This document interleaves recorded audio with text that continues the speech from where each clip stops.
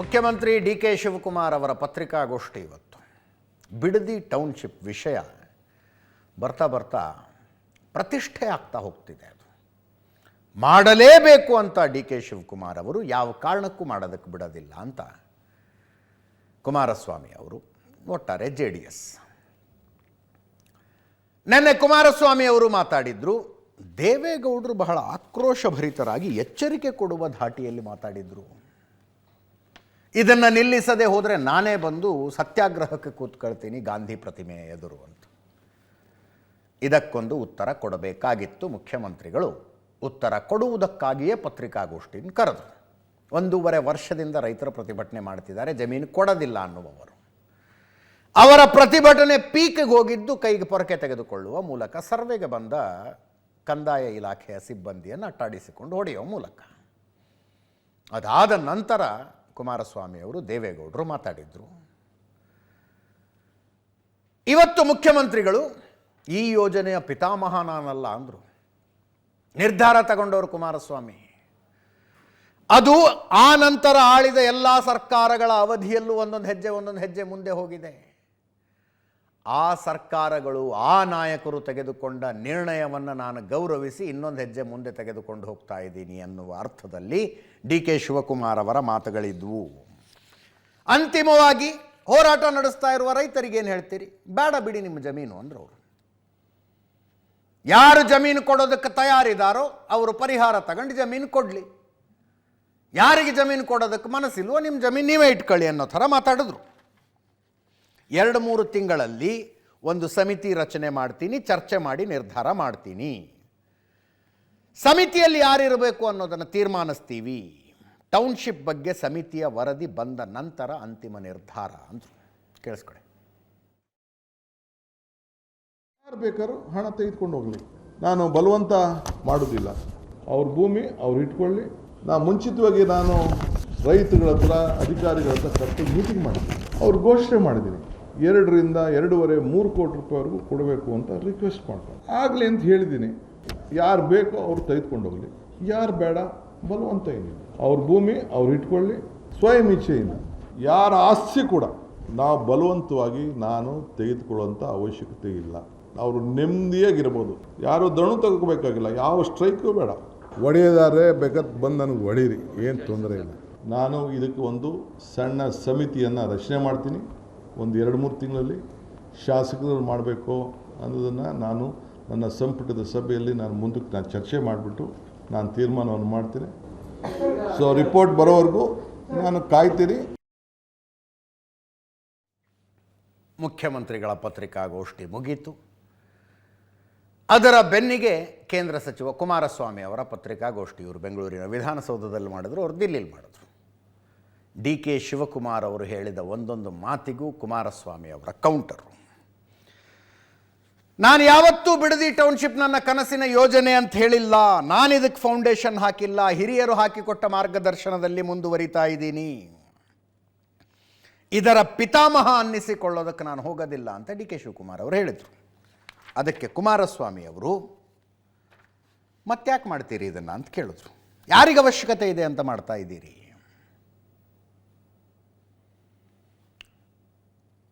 ಮುಖ್ಯಮಂತ್ರಿಗಳು ಕುಮಾರಸ್ವಾಮಿ ಅವರನ್ನು ಉದ್ದೇಶಿಸಿ ಅಣ್ಣ ಅಂತಲೂ, ದೇವೇಗೌಡರನ್ನು ಉದ್ದೇಶಿಸಿ ಅಪ್ಪಾಜಿ ಅಂತಲೂ ಮಾತಾಡಿದರು. ಒಂದು ವ್ಯಂಗ್ಯಭರಿತ ಧ್ವನಿಯಲ್ಲಿ.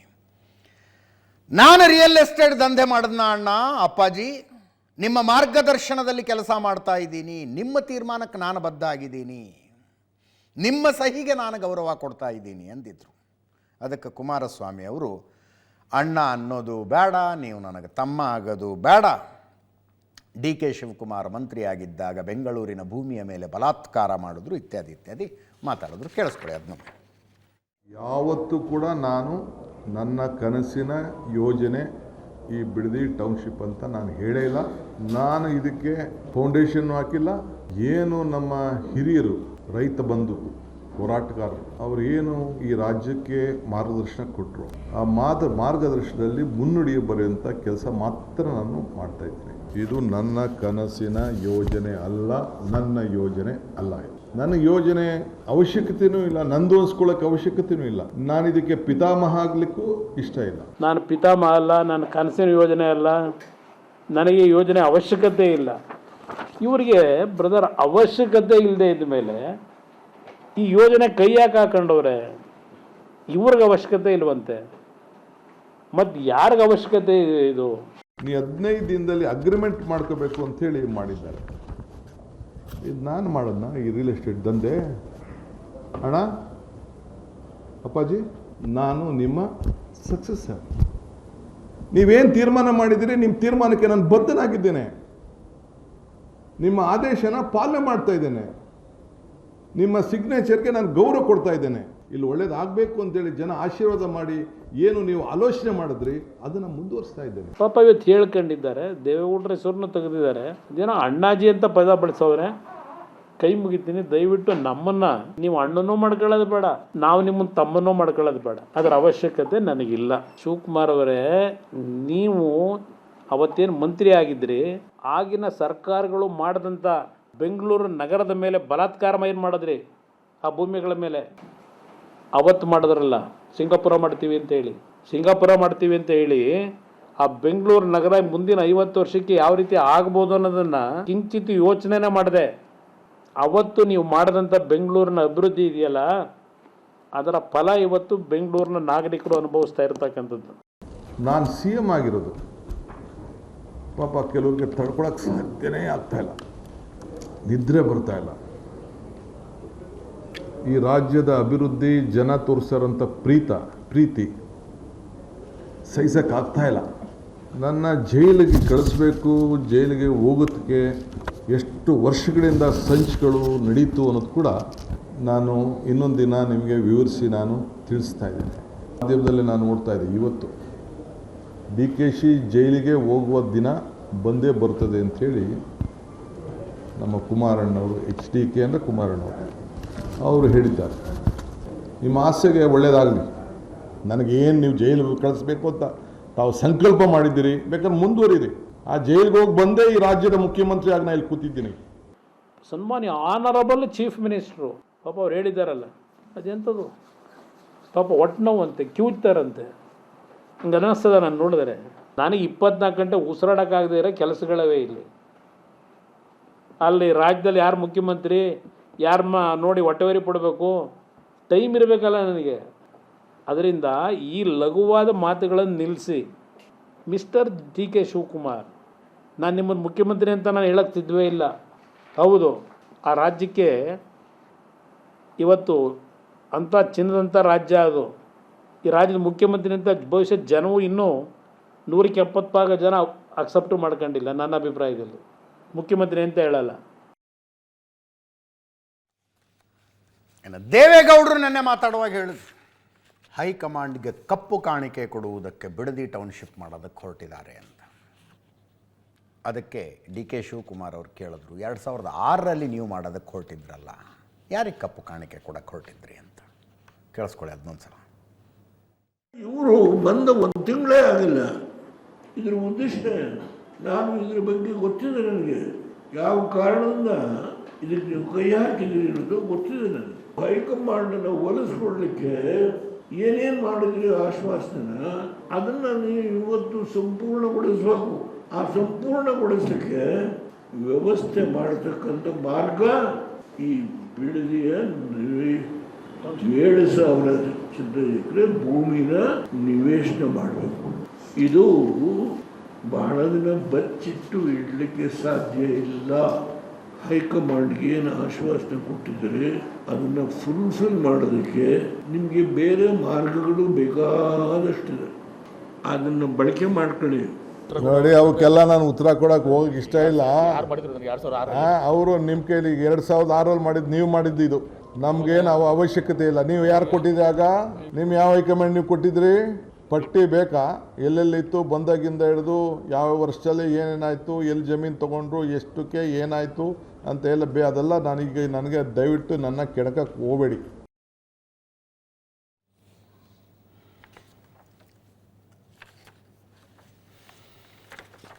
ಇಷ್ಟ ಆಯಿತು. ಇನ್ನೊಂದು ಕಡೆ ಮತ್ತಿವತ್ತು ಕಂದಾಯ ಇಲಾಖೆಯ ಸಿಬ್ಬಂದಿ ಸರ್ವೆಗೆ ಬರಬಹುದು ಅನ್ನುವ ನಿರೀಕ್ಷೆಯಲ್ಲಿ ಜಮೀನು ಕೊಡೋದಕ್ಕೆ ಒಪ್ಪದೇ ಇರುವ ರೈತರು ಪೊರಕೆ ಅಲ್ಲ ಒನಕೆಗಳನ್ನು ಹಿಡ್ಕೊಂಡು ನಿಂತಿದ್ರು. ಕೆಲವರ ಕೈಯಲ್ಲಿ ವಿಷದ ಬಾಟಲಿಗಳಿದ್ವು.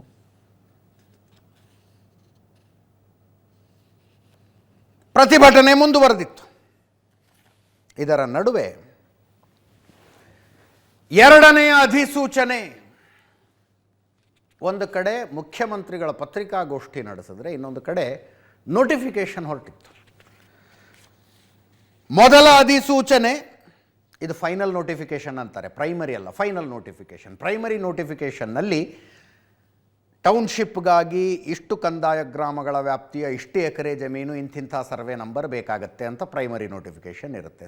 ಫೈನಲ್ ನೋಟಿಫಿಕೇಶನ್ ಅಂದರೆ ಇಂತಿದ್ದಂಥದ್ದು ನಾವು ತಗೊಳ್ತಾ ಇದ್ದೀವಿ ಅಂತ. ಮೊದಲ ನೋಟಿಫಿಕೇಷನ್ನು ಜೂನ್ 12ನೇ ತಾರೀಕು ಹೊರಟಿತ್ತು. ಅಂದರೆ 2 ಭಾಗಗಳಾಗಿತ್ತು. 71 ಎಕರೆ ಮಂಡಲಹಳ್ಳಿ ಗ್ರಾಮ, ಕೆಂಪಯ್ಯನಪಾಳ್ಯದ 384 ಎಕರೆ, ವಡೇರಹಳ್ಳಿಯ 63 ಎಕರೆ, ಒಟ್ಟು 518 ಎಕರೆಗೆ. ಇವತ್ತು ಹೊರಟಿದ್ದು 4940 ಎಕರೆ ಜಮೀನಿಗೆ ನೋಟಿಫಿಕೇಷನ್ ಇದು. ಅರಳಾಳು ಸಂದ್ರ, ಕೆಜೆ ಗೊಲ್ಲರಪಾಳ್ಯ, ಬನ್ನೀಪುರ, ಹೊಸೂರದೇ ಜಾಸ್ತಿ ಇದೆ, 2390 ಎಕರೆ ಹೊಸೂರು ಗ್ರಾಮದಲ್ಲೇ ಇದೆ. ಈ ಅಧಿಸೂಚನೆ ಹೊರಡ್ತಾ ಇದ್ದಂತೆ ಜಮೀನು ಕೊಡುವುದಕ್ಕೆ ತಯಾರಿರುವ ರೈತರು ಸಂಭ್ರಮಾಚರಣೆ ಮಾಡಿಬಿಟ್ರು. ಸಂಭ್ರಮಾಚರಣೆ ಅವ್ರದ್ದು. ಸರ್ಕಾರದ ಪರವಾಗಿ ಜಯಕಾರ, ಡಿ ಕೆ ಶಿವಕುಮಾರ್ ಅವರ ಪರವಾಗಿ ಜಯಕಾರ.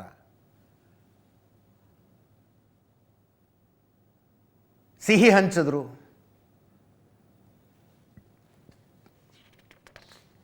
ಬೈರಮಂಗಲ ಗ್ರಾಮದಲ್ಲಿ ಇದು. ಇವರು ಟೌನ್ಶಿಪ್ ಪರವಾಗಿರುವಂಥ ರೈತರು.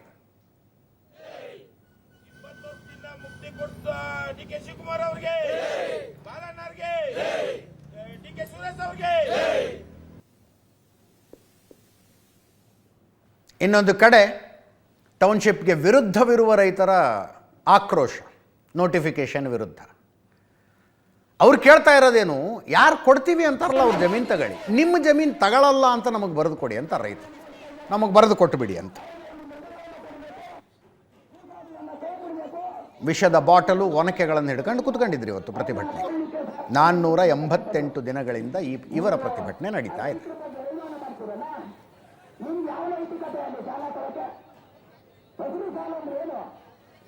ರೈತರ ಸಂಖ್ಯೆ ಸಾಲು ಇವತ್ತು ಯಾವ ಮುಖಂಡರುಗಳು ಇವತ್ತು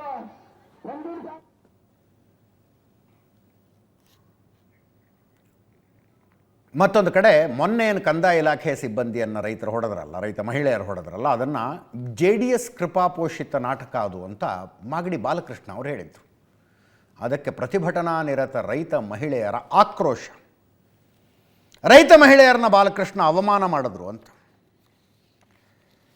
ಕ್ಷಮೆ ಕೋರಬೇಕು, ಕ್ಷಮೆ ಕೋರದೆ ಹೋದರೆ ಅವರ ಮನೆ ಮುಂದೆ ಕೂತ್ಕೊಂಡು ಪ್ರತಿಭಟನೆ ಮಾಡ್ತೀವಿ ಅಂತ.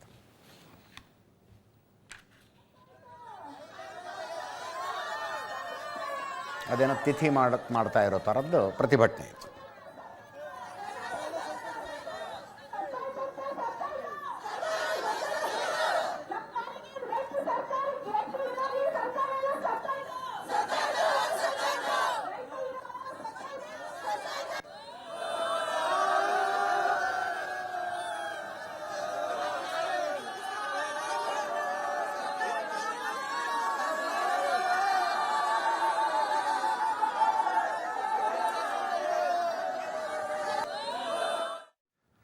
ಇಷ್ಟೊತ್ತು ತನಕ ಬಿಡದಿ ಟೌನ್ಶಿಪ್ಗೆ ಸಂಬಂಧಿಸಿದಂತೆ ಹೇಳಿದ ಈ ಅಷ್ಟು ಸುದ್ದಿಯ ಸಾರಾಂಶ ಏನು?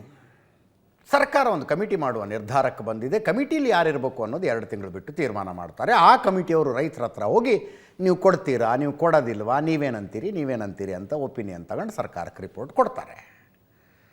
ಅಲ್ಲಿ ತನಕ ಯೋಜನೆಯ ಪ್ರಕ್ರಿಯೆ ನಿಲ್ಲುತ್ತಾ? ಇಲ್ಲ, ನಿಲ್ಲದಿಲ್ಲ ಅನ್ನುವುದಕ್ಕೆ ಉದಾಹರಣೆಯಾಗಿ 4940 ಎಕರೆ ಜಮೀನಿನ ಫೈನಲ್ ನೋಟಿಫಿಕೇಶನ್ ಆಗಿರೋದು.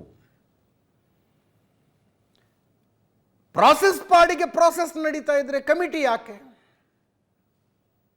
ಬಿಡಿಸಿ ಹೇಳಬೇಕು ಅಂದರೆ ದೇವೇಗೌಡರ ಬೇಡಿಕೆಯಾಗಿತ್ತು.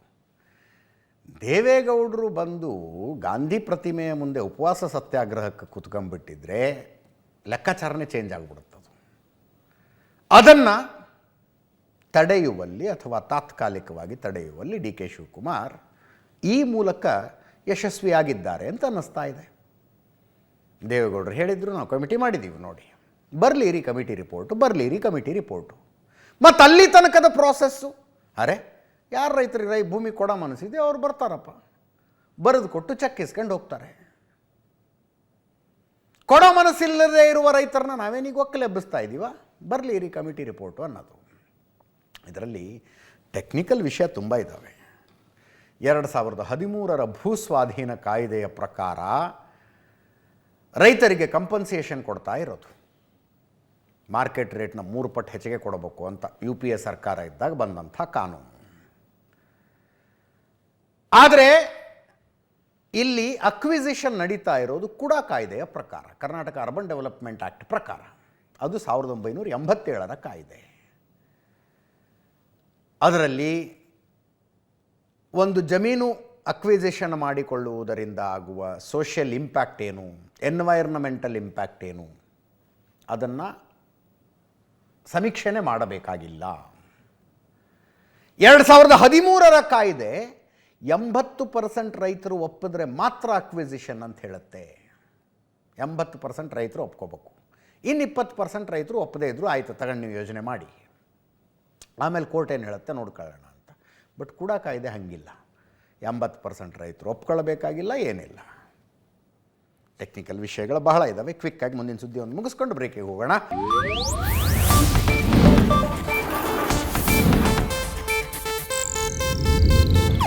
ಇದು ಏಷ್ಯಾನೆಟ್ ನ್ಯೂಸ್ ನೆಟ್ವರ್ಕ್ ಪ್ರಸ್ತುತಿ.